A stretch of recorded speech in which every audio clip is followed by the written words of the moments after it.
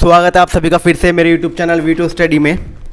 आज का सेशन है इलेक्ट्रिक सर्किट के ऊपर या विद्युत परिपथ किसे कहते हैं। देखिए, जब करंट किसी बैटरी, सेल या जनरेटर के पॉजिटिव वायर से निकलकर लोड में से प्रवाहित होता हुआ नेगेटिव तार के द्वारा उसी स्थान पर वापस पहुंचता है तो इसे इलेक्ट्रिक सर्किट कहते हैं या विद्युत परिपथ कहते हैं। किसी भी इलेक्ट्रिक सर्किट के लिए हमें 5 चीज़ों की आवश्यकता होती है। तो देखिए, सबसे पहले हमें किन 5 चीज़ों की आवश्यकता पड़ती है और इलेक्ट्रिक सर्किट कहते किसे हैं, हम इसे एक सर्किट डायग्राम के द्वारा समझते हैं। मैंने बताया, जब करंट बैटरी के पॉजिटिव वायर से निकलकर, ये बैटरी है, इसे बोलते हैं बड़ी लाइन को पॉजिटिव और जो छोटी लाइन है इसे बोलते हैं नेगेटिव। जब करंट किसी बैटरी के, ये बैटरी है, पॉजिटिव वायर से निकलकर और यहाँ पर एक कंट्रोलिंग डिवाइस लगाते हैं हम, जिससे हम करंट को कंट्रोल करते हैं। कंट्रोलिंग डिवाइस से निकलकर लोड में से होता हुआ वापस इस स्थान पर पहुँचता है तो उसे इलेक्ट्रिक सर्किट कहते हैं। और बीच में हम कुछ कंपोनेंट्स लगाने पड़ते हैं ताकि करंट को कंट्रोल किया जा सके। यहाँ पर हमारा लगता है कंट्रोलिंग सेफ्टी डिवाइस, ये हमने लगा दिया सेफ्टी डिवाइस। और यहाँ पर हम लगा देते हैं अपना लोड और ये सीधा हमारा इस नेगेटिव वायर से कनेक्ट किया जाता है।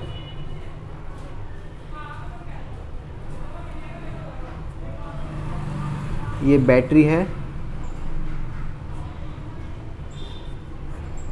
ये कंट्रोलिंग डिवाइस है,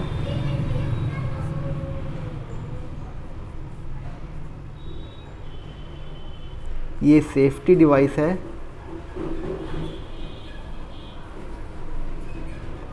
ये लोड है, ये मैंने बल्ब लगाया हुआ है ना, और ये हमारी कंडक्टर है, कंडक्टिंग मीडियम बोलते हैं जिसे, कंडक्टर या वायर जिन्हें बोलते हैं हम, मीडियम वायर या केबल बोल दीजिए। ठीक है। बैटरी जो होती है सोर्स ऑफ इलेक्ट्रिसिटी होती है, सोर्स ऑफ इलेक्ट्रिसिटी यानी कि बिजली का साधन जिससे करंट प्रवाहित होता है पूरे सर्किट में। मैंने बताया कि जब करंट किसी बैटरी के पॉजिटिव वायर से निकलकर लोड में से होता हुआ नेगेटिव तार के द्वारा उसी स्थान पर वापस पहुंचता है उसे इलेक्ट्रिक सर्किट कहते हैं या विद्युत परिपथ कहते हैं। और किसी भी इलेक्ट्रिक सर्किट के लिए हमें 5 चीज़ों की, 5 भागों की या 5 कंपोनेंट्स की आवश्यकता पड़ती है जिनके बिना इलेक्ट्रिक सर्किट कंप्लीट नहीं होता है। 5 components are required to complete electric circuit। में 5 भाग कौन कौन से हैं, चलिए उनके बारे में डिस्कस करते हैं। Number 1, source of electricity.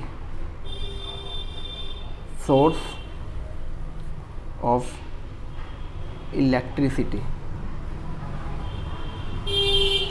बिजली का साधन।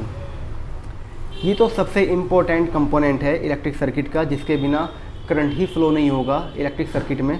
तो ये जो इसके अंदर बैटरी आती है, बैटरी भी हो सकती है या कोई सेल भी हो सकता है या जनरेटर वगैरह एक्सेट्रा, जिनसे करंट को फ्लो कराया जाता है सर्किट के अंदर। Second, conducting medium. कंडक्टिंग यानी कि जो करंट को फ्लो कराने वाले मीडियम है, जैसे वायर या केबल, जिनके द्वारा करंट फ्लो होता है वो कंडक्टिंग मीडियम कहलाते हैं। ये किसी भी सुचालक पदार्थ के बने होते हैं। ये जो वायर है, ये जो केबल हैं, ये कॉपर के या एल्यूमिनियम के बने होते हैं।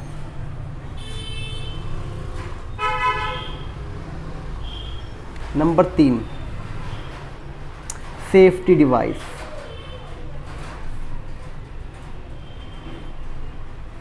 सेफ्टी डिवाइस, ये सेफ्टी डिवाइस है।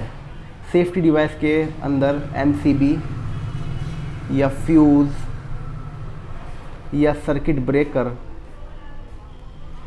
ये कंपोनेंट आते हैं। सर्किट ब्रेकर, इनका मेन वर्क क्या होता है कि ये जो सर्किट है, इनके जो कंपोनेंट्स हैं, इन्हें सुरक्षा प्रदान करते हैं। जब भी बैटरी, जब भी सोर्स ऑफ इलेक्ट्रिसिटी से हमारी जो करंट है वो ओवर करंट होती है, तो ये क्या करते हैं, एमसीबी फ्यूज़, ये खुद ही करंट को झेल जाते हैं, खुद ट्रिप हो जाते हैं, और इसके जो कंपोनेंट हैं, जो लोड पर है, ये किसी तरह का इफ़ेक्ट नहीं पहुंचने देते, उसे ये सुरक्षा प्रदान करते हैं। Number 4, controlling device.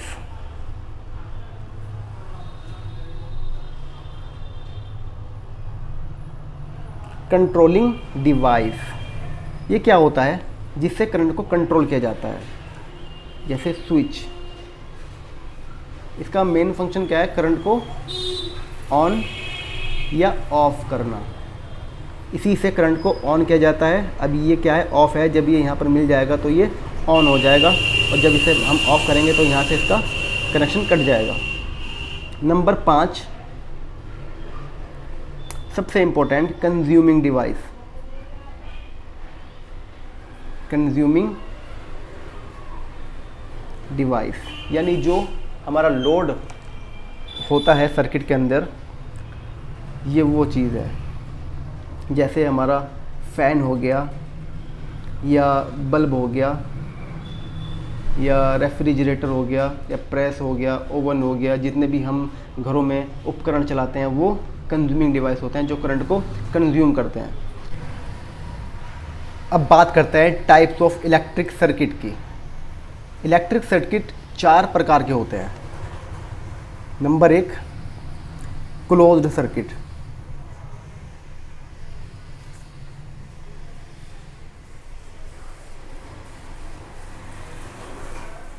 Number 2, open circuit.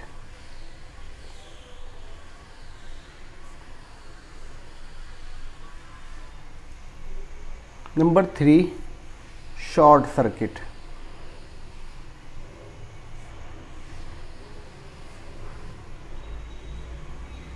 And number 4, leakage circuit.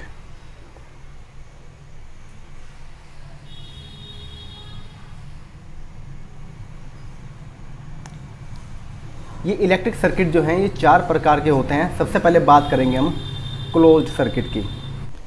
ये जो पहला सर्किट हमने बनाया था कि बैटरी के पॉजिटिव टर्मिनल से करंट कंज्यूमिंग डिवाइस से होता हुआ वापस नेगेटिव टर्मिनल में आता है और हमारा इलेक्ट्रिक सर्किट कंप्लीट होता है। ये पूरा जो सर्किट है ये क्लोज्ड सर्किट कहलाता है, क्योंकि ये कहीं से लीकेज नहीं है, कहीं से ये शॉर्ट नहीं है, कहीं से ये ओपन नहीं है, कहीं से खुला हुआ नहीं है। ये पूरा सर्किट क्या कहलाएगा, ये क्लोज्ड सर्किट कहलाएगा। ये ही क्लोज सर्किट का एग्जाम्पल है।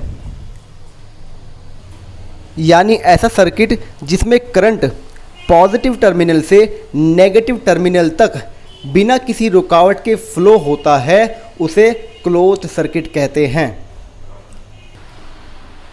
अब हम बात करते हैं नंबर 2, ओपन सर्किट की।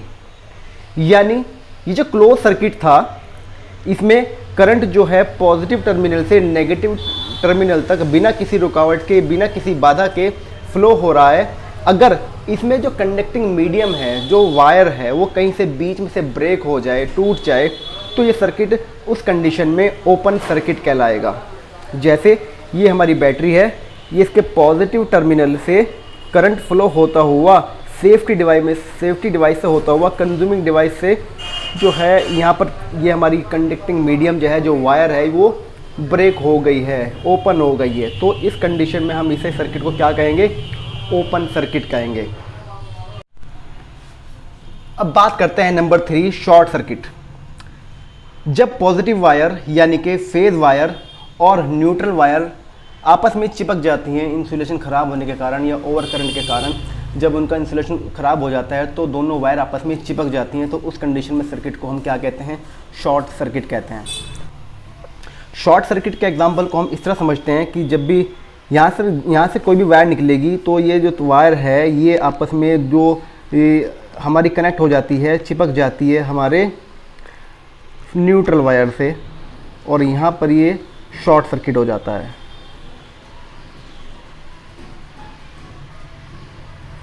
ये जो तारों का आपस में मिलना है ये क्या कहलाता है? ये शॉर्ट सर्किट कहलाता है। यानी कि करंट अब यहाँ से ना होकर इसमें फ़्लो हो जाता है, सेकंड वायर में फ़्लो हो जाता है, और इसे ही क्या कहते हैं?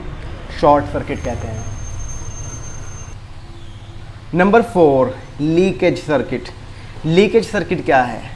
जब किसी सर्किट की फेज वायर गीली दीवार या किसी बाहरी सुचालक वस्तु से टच कर जाती है तो वो फेज वायर उस गीली दीवार या वस्तु से सर्किट पूरा करने की कोशिश करती है, तो ऐसे सर्किट को लीकेज सर्किट कहा जाता है। सर्किट लीकेज होने से लैंप या अन्य उपकरण ठीक से कार्य नहीं करते हैं। लीकेज सर्किट के एग्जाम्पल को समझने के लिए हम इसे सपोज कर लेते हैं कि ये हमारा पूरा क्लोज सर्किट है, ये कोई ओपन सर्किट नहीं है। मैंने दोनों जो वायर खुली थी यहाँ पर, मैंने दोनों वायर को मिला दिया, अब ये ओपन सर्किट नहीं रहा, अब ये क्लोज सर्किट बन गया है। लीकेज सर्किट की अगर मैं बात करूँ तो ये जो पॉजिटिव टर्मिनल से हमारा करंट फ्लो हो रहा है ये हमारा नेगेटिव टर्मिनल तक जाता है, और इसमें यदि कोई पर्सन भी आ जाए, है ना, कोई पर्सन भी आ जाए, और तो ये जो सर्किट है वो अब इसमें से करंट सर्किट को पूरा करने की कोशिश करता है। अब इसकी जगह कोई अन्य सुचालक वस्तु भी आ सकती है, जैसे कोई दीवार भी हो सकती है या कोई अन्य सुचालक वस्तु हो सकती है जिसमें से करंट फ्लो हो सकता हो। तो करंट क्या होता है? करंट अब इसमें से बाहरी वस्तु में से प्रवाहित होने की कोशिश करता है, और ये जो अब हमारा जो लोड है ये प्रॉपर वर्क नहीं करता है इस कंडीशन में, तो इसे ही हम क्या बोलते हैं? लीकेज सर्किट बोलते हैं। तो आज का ये सेशन इलेक्ट्रिक सर्किट के ऊपर था कि इलेक्ट्रिक सर्किट कहते किसे हैं और इलेक्ट्रिक सर्किट को बनाने के लिए किन 5 कंपोनेंट की आवश्यकता पड़ती है, और इलेक्ट्रिक सर्किट होते कितने प्रकार के हैं। तो आज का ये टॉपिक उम्मीद करता हूँ आपके समझ में आया होगा, और अगर आपको मेरी वीडियो पसंद आई हो तो प्लीज़ इसे लाइक कीजिए, शेयर कीजिए, और कमेंट करना तो बिल्कुल भी मत भूलिए। Thank you.